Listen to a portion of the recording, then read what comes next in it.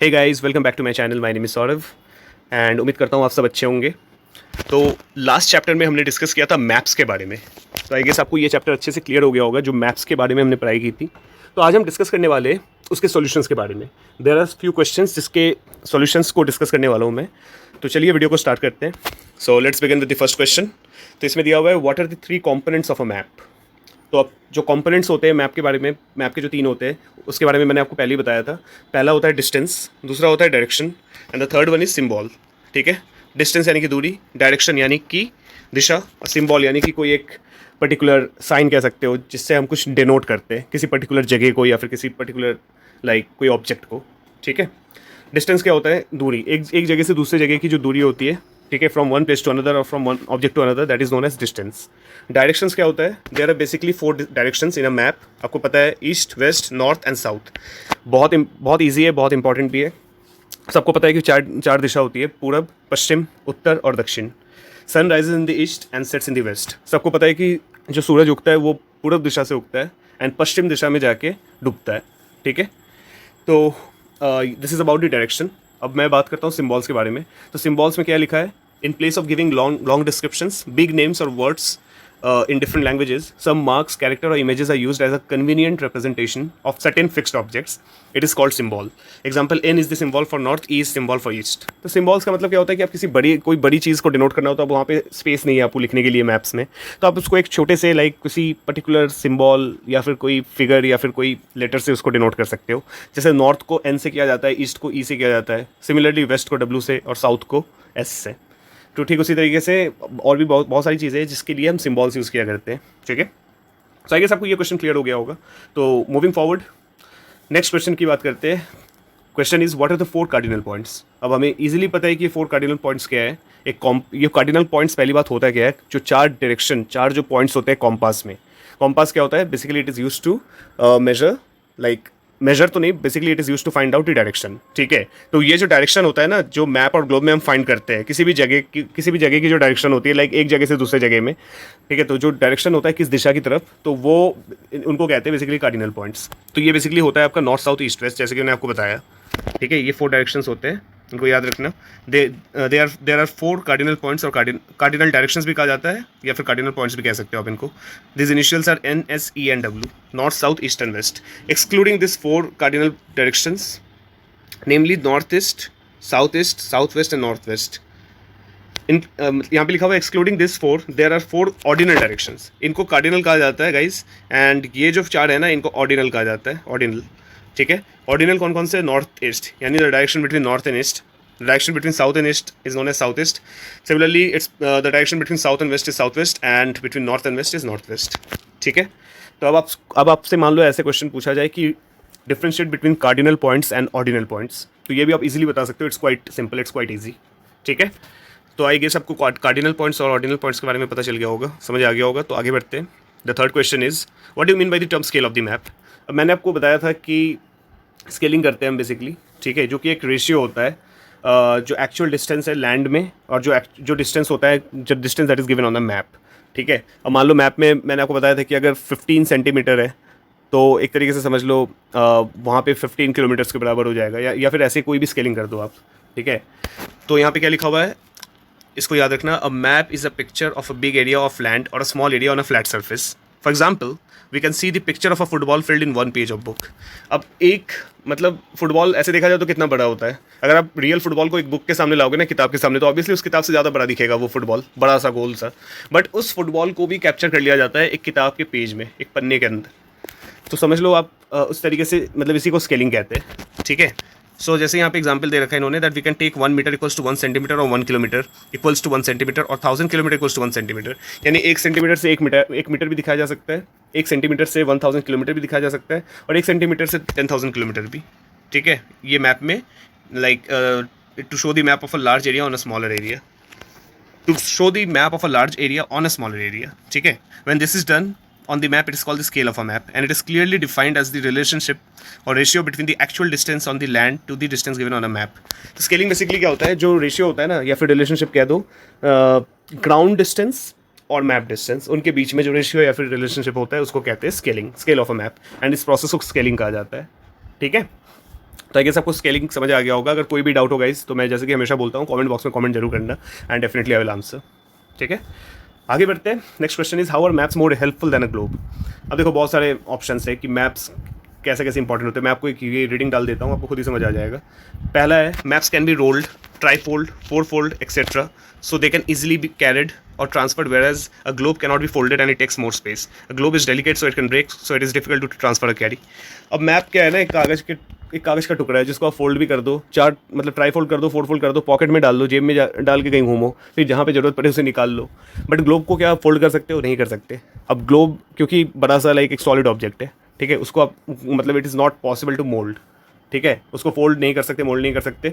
और ग्लोब थोड़ा सा डेलिकेट भी होता है क्योंकि भारी होता है ना, तो अगर मान लो हाथ से गिर गया तो टूट भी सकता है। तो आप उसको एक जगह से दूसरी जगह बहुत इजीली कैरी नहीं कर सकते, वैराज आप मैप्स को कर सकते हो। तो मैप के हेल्पफुल होने का एक रीज़न तो मिल गया हमें। सेकंड रीजन की बात करते हैं, maps are straight and can be spread on a flat surface, so you can get a complete view of the earth at once. On the other hand, in a globe you get only half और lesser view of the earth, so to get an informative view you have to rotate the globe a number of times. अब आप खुद देखो ना, अगर मैं आपके पास एक वर्ल्ड मैप लेके आऊँ, ठीक है, तो वहाँ पे आपको जो सातों कॉन्टिनेंट्स हैं ना, starting from North America, South America, then Europe, Antarctica, Africa, Asia and Australia, ये सातों कॉन्टिनेंट्स एक साथ दिखेंगे। और जब सात कॉन्टिनेंट्स एंड उसके जितने भी आसपास जितने भी वाटर बॉडीज़ है, जो भी ओशंस है, हिमालयाज़ है, जो भी मतलब जितनी भी चीज़ें हैं, वो सब आपको एक साथ दिखने लगा, तो समझ लो पूरा का पूरा अर्थ ही कवर हो जा रहा है उसमें। लेकिन क्या ग्लोब में हो पा रहा है? एट अ टाइम आप देख सकते हो पूरे पूरे देश को, पूरी कंट्री की बात नहीं कर रहा हूँ, मतलब पूरे अर्थ को एक साथ क्या आप देख सकते हो एक ही टाइम पे? नहीं, क्योंकि आप सिर्फ हाफ पोर्शन को देख पाओगे। If you want to see the other half you will have to rotate that globe, तो बार बार रोटेट करना पड़ेगा। फॉर एग्जाम्पल आप सदर्न हेमिस्फीयर की तरफ देख रहे हो तो हो सकता है आपको नॉर्दर्न हेमिस्फीयर की एरिया वो ठीक से दिखे नहीं। अगर आप ईस्टर्न हेमिस्फीयर की तरफ देख रहे हो तो वेस्टर्न हेमिस्फीयर आपको नहीं दिखे। तो ऐसे ही होता है, तो उससे ना you have to keep on rotating it, so थोड़ा सा ये इनकन्वीनियंट हो जाता है। दैट्स वाई यहाँ पे भी मैप्स को ज़्यादा मार्क्स मिलते हैं एज कम्पेयर टू ग्लोब। बात करते हैं थर्ड पॉइंट की, due to the flat surface of a map it is easier to calculate the scale but it is difficult to calculate the scale on a curved surface that is a globe। अब जो scaling होती है ना, तो scale calculate करना flat surface, यानी कि map flat surface है और जो ग्लोब है वो राउंड सर्फेस है, कर्व्ड सर्फेस है, राउंड नहीं कहूँगा, कर्व्ड है। तो कर्व्ड सर्फेस में स्केल को कैलकुलेट करना थोड़ा सा डिफिकल्ट है as compare to the flat surface. तो this is the third reason. Fourth reason है because of the flat view of a map it is easier to understand where each country, continent और ocean lies in relation to each other. This is not possible in globe due to its shape. A flat view जो है ना map का, ये बहुत बड़ा कारण बन जाता है मैप को ज़्यादा इंपॉर्टेंट बनाने का as compare to the globe. तो इसमें फ्लैट व्यू में क्या होता है कि यहाँ पे आप कोई भी कंट्री हो, कॉन्टिनेंट हो, इसको इजीली ड्रॉ कर सकते हो, उसके रिलेशन निकाल सकते हो एक दूसरे से, ठीक है, डिस्टेंस निकाल सकते हो, एनीथिंग, जो कि ग्लोब में पॉसिबली हो नहीं पाता, ठीक है, क्योंकि उसके शेप के कारण, कर्व सर्फेस है, कर्व शेप है, इसलिए। तो यहाँ पे भी मतलब मैप्स ज़्यादा इंपॉर्टेंट हो जाता है ग्लोब के कंपैरिजन में। The last point is a globe is more helpful in understanding the movement of the earth, that is rotation and revolution and the reason for the occurrence of day and night. This cannot be explain in a map. जाहिर सी बात है globe ज़्यादा helpful होता है, ठीक है, जो अर्थ का रोटेशन होता है उसकी वजह से। मैंने आपको चैप्टर नंबर 2 में पढ़ाया था, डे एंड नाइट रोटेशन होता है, रोटेशन की वजह से डे एंड नाइट होता है, ठीक है। तो वो भी बहुत अच्छे से अंडरस्टैंड किया जा सकता है ग्लोब के थ्रू, मैप के थ्रू, एक मिनट, ग्लोब के थ्रू, सॉरी, ओके, सो ग्लोब के थ्रू उसको ज़्यादा अच्छे से अंडरस्टैंड किया जा सकता है, जो कि मैप में नहीं है। तो यहाँ पे एक पॉइंट ग्लोब को मिलता है, क्योंकि मैप में आप पॉसिबली आप उस चीज़ को मतलब लाइक शो नहीं कर पाओगे, क्योंकि एक फ्लैट पीस ऑफ पेपर है, वैराज आप इस चीज़ को ग्लोब में शो कर सकते हो, रोटेशन को, मतलब रोटेशन को अच्छे से समझा जा सकता है, मूवमेंट ऑफ द अर्थ, ठीक है।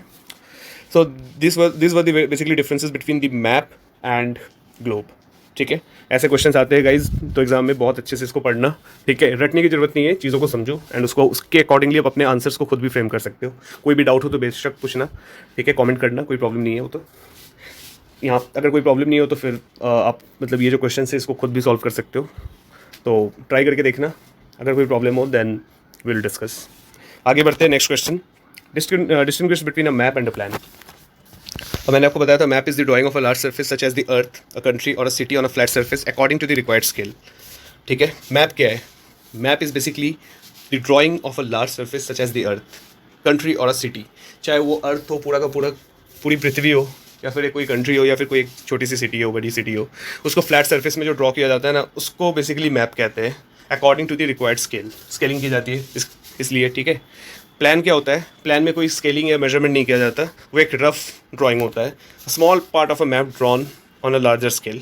ये देखो, ये हो गया आपका map. Map is the drawing of a large surface such as the earth, country और अ सिटी, ठीक है, on a flat surface. Whereas small part of a map drawn on a large scale is called a plan. Plan क्या होता है, plan is helpful when we want to find out detail information about an area. अब मान लो पूरा अर्थ है, उसमें अलग अलग कॉन्टिनेंट्स है, कंट्रीज़ है। मान लो इंडिया कंट्री है, एक सिटी है, फॉर एग्जांपल मान लो एक सिटी है लखनऊ। अब लखनऊ के आसपास लखनऊ में मान लो कोई एक एरिया है, कोई पर्टिकुलर एरिया, ठीक है, मान लो हज़रतगंज, ठीक है, या फिर कोई भी स्टेशन एरिया मान लो, या कहीं भी, एक एग्जांपल दे रहा हूँ। तो उस पर्टिकुलर एरिया को जानने के लिए ना प्लान ज़्यादा इंपॉर्टेंट होता है, ना कि मैप, ठीक है। तो मैप की जगह वहाँ पे हम प्लान यूज़ करते हैं, तो प्लान काफ़ी ज़्यादा इंपॉर्टेंट हो जाता है किसी एक पर्टिकुलर एरिया की डिटेल इन्फॉर्मेशन निकालने में। तो this is basically the difference between a map and a plan. अब नेक्स्ट है विच मैप प्रोवाइड्स डिटेल इन्फॉर्मेशन। जाहिर सी बात है, लार्ज स्केल मैप जो होता है जिसमें हम symbols, size chart, defined colours, shades, pictures, symbols, ये सारी चीज़ें यूज़ करते हैं, ठीक है। तो वो लार्ज स्केल मैप जो होता है वो ज़्यादा डिटेल इन्फॉर्मेशन प्रोवाइड करता है। एग्जाम्पल दे रखा है इन्होंने, ये देखो, a map showing the colony you are living in will use a large scale such as 10 centimeter equals to 1000 kilometer on a large scale map to give more detailed information।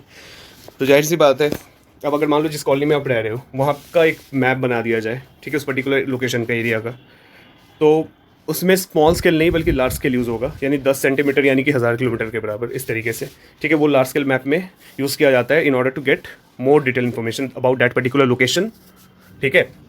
तो basically जो large scale map होता है ना, जिसमें हम बहुत सारी, like ये देखो, symbols, size chart, defined colours, shades, picture, symbols, direction, ये सारी चीज़ें जो यूज़ करते हैं ना, मतलब एक स्मॉल एरिया को डिस्प्ले करने के लिए बड़े बिगर स्केल में, ठीक है।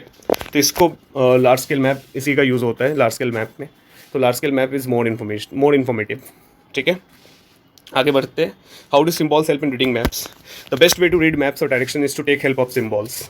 You can easily locate a particular landmark or a direction with the help of symbols such as lines, shapes, shades और colors। मैंने आपको बताया था symbols होता है बेसिकली साइन, लाइक इंडिकेट करने के लिए किसी चीज़ को। तो अगर मान लो मैप्स कोई, या फिर किसी डायरेक्शन को अच्छे से पढ़ना हो, या फिर किसी प्लेस को लोकेट करना हो, कोई लैंडमार्क हो, या फिर कोई समुंदर हो आसपास, कोई सिटी हो, फॉरेस्ट हो, जंगल हो, या फिर कोई वाटर बॉडीज़ हो, माउंटेन्स हो, तो इनको डिनोट करने के लिए लाइन्स या फिर शेप्स, शेड्स या फिर कलर्स दिए जाते हैं, जिनको सिम्बॉल्स कहते हैं बेसिकली, ठीक है। सिम्बॉल्स क्या होता है, सिम्बॉल्स आर मार्क्स और special characters which have been internationally agreed by all the countries and they are known as conventional symbols. तो ये जो सिम्बॉल्स होता है ना, इनको कन्वेंशनल सिम्बॉल्स भी कहा जाता है, और ये इंटरनेशनली अग्रीड है सारी कंट्रीज़ की तरफ से। So that's why we use that, ठीक है। तो अगर मान लो मैप्स का क्या यूज़ है, प्लान का यूज़ क्या है, सिम्बॉल्स का क्या है, डायरेक्शन डिस्टेंस क्या होता है, ये सारी चीज़ें अगर आएंगी तो आएगी सब आप इजीली आंसर कर पाओगे। चैप्टर को अच्छे से पढ़ना, मैं तो बोलता हूँ चैप्टर को एक बार नहीं कम से कम 3 बार पढ़ो, समझो, एंड देन कोई डाउट हो तो मुझसे पूछो। अगर कोई डाउट नहीं है तो उसके बाद try to solve the question from your end, ठीक है। अपने एंड से क्वेश्चन करो, अगर मान लो उसमें भी कोई प्रॉब्लम हो तो मुझे बता सकते हो। एंड जब वो क्वेश्चन आप कर लोगे ना खुद ब खुद सॉल्व, उसके बाद आपको खुद ही लगेगा कि हाँ, उस चैप्टर में मैं बहुत ज़्यादा एक्सपर्ट हो चुका हूँ, एक्सपर्ट बन चुका हूँ, मुझे अब चीज़ें क्लियर हो चुकी है, ठीक है। तो इस चीज़ को जरूर करना गाइस। मैं ये सिर्फ इस चैप्टर के लिए नहीं बल्कि बच्चों हर चैप्टर के लिए, हर सब्जेक्ट के लिए बोलता हूँ। अगर वो साइंस हो, ज्योग्राफी हो, या फिर कोई नया चैप्टर, नया सब्जेक्ट जो मुझे स्टार्ट करना है अभी, जो मैं स्टार्ट करने वाला हूँ, मैं सारे वीडियोज़ में यही बोलूँगा कि उसको अच्छे से पढ़ो, just go through them properly. ये आपके लिए काफ़ी ज़्यादा हेल्पफुल होगा, ठीक है। चलो आगे बढ़ते हैं। Tick the correct answer. अब इसमें ज़्यादा एक्सप्लेनेशन मैं नहीं दूंगा, एक्सप्लेनेशन के लिए आप जो चैप्टर मैंने पढ़ाया था उनको पढ़ना, इनको पढ़ना, ठीक है, आपको खुद ही समझ आ जाएगा। Map showing distribution of forest है, जाहिर सी बात है, मैंने बताया था it's thematic.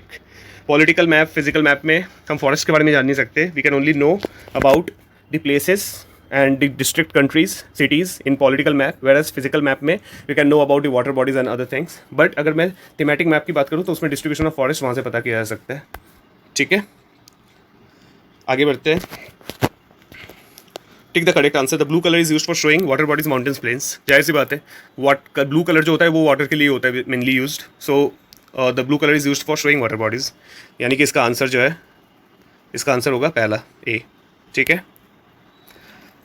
Next, take the correct answer. A compass is used to show symbols to find the main direction to measure distance. अब आप खुद ही सोचो इसका क्या होना चाहिए आंसर। सिम्बॉल शो करने के लिए होगा? नहीं। डिस्टेंस मेजर करने के लिए होता है? बिल्कुल नहीं। तो आंसर क्या होगा इसका? To find the main direction, northern direction में, सदर्न डायरेक्शन में, ठीक है। तो मैप में डायरेक्शन निकालने के लिए ये काम आता है, मैग्नेटिक नीडल के बारे में मैंने बताया था, जो साउथ नॉर्थ डायरेक्शन में पॉइंट होता है। आप इसको अच्छे से पढ़ लेना गाइस, जो एक्सप्लेनेशन है। नेक्स्ट है, scale is necessary for a map, for a sketch और सिम्बॉल्स। स्केल किसके लिए नेसेसरी है, ये देखो, इसका एक्सप्लेनेशन देखो। The scale of a map is the relationship और ratio between the actual distance on the land to the distance given on a map. ठीक है, स्केल के बारे में मैंने आपको बताया था। It is necessary to depict the landforms in the right proportion as well as to calculate the actual distance between any two places on the map. इसका एक्सप्लेनेशन मैंने इसलिए दे दिया क्योंकि ये थोड़ा सा इंपॉर्टेंट है गाइस, तो हो सकता है शायद आपको समझ नहीं आए। तो स्केल हम यूज़ करते हैं वो सिम्बॉल्स के लिए ही नहीं करते, ठीक है, स्केच के लिए भी नहीं, ये हम बेसिकली यूज़ करते हैं मैप के लिए। ठीक है, इसीलिए यहाँ पे दिया हुआ है the scale of a map, that is the relationship और ratio between the actual distance on the land to the distance given on a map, जो कि मैंने अभी आपको बताया था स्टार्टिंग में इस वीडियो के। ठीक है, मूविंग फॉरवर्ड, अब तो कोई क्वेश्चन भी नहीं है, लो क्वेश्चन भी कंप्लीट हो गए सारे। तो गाइज आपको ये सॉल्यूशंस, आई गेस इस चैप्टर के सॉल्यूशंस क्लियर हो गए होंगे अब। ठीक है, जितने भी क्वेश्चन हैं इनका सॉल्यूशन आपको अच्छे से समझ आ गया होगा। अगर किसी भी तरह की कोई भी डाउट हो तो गाइज मैं फिर से बोलूँगा, आप जरूर कमेंट करना, कमेंट करके बताना, I will definitely answer. And उम्मीद करता हूँ आपको ये वीडियो काफ़ी अच्छी लगी होगी। सो गाइज अच्छे से पढ़ाई लिखाई करो एंड नोट्स बनाओ, इसको अच्छे से चैप्टर का जो कॉन्सेप्ट होता है ना, कॉन्सेप्ट को पहले समझो एंड देन आंसर। ठीक है, तो आपको ये वीडियो अच्छी लगी होगी तो please like share and subscribe जरूर कर देना। आने वाले टाइम में और भी वीडियोस लेके आने वाला हूँ, so don't worry and till then stay safe, study hard, take care, bye bye.